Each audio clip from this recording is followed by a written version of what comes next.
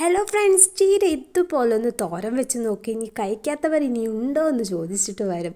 അത്രയും ടേസ്റ്റി ആയിട്ടുള്ളൊരു ചീരത്തോരൻ്റെ റെസിപ്പി ആയിട്ടാട്ടോ ഒന്ന് വന്നിട്ടുള്ളത്. കഴിക്കാത്ത പിള്ളേരും കൂടി കഴിച്ചു പോകും. ഉണ്ടാക്കുന്ന വിധം നോക്കിയാലോ. വെളിച്ചെണ്ണ ചൂടാകുമ്പോൾ അതിലോട്ട് കടുക് ഇട്ട് കൊടുക്കുക.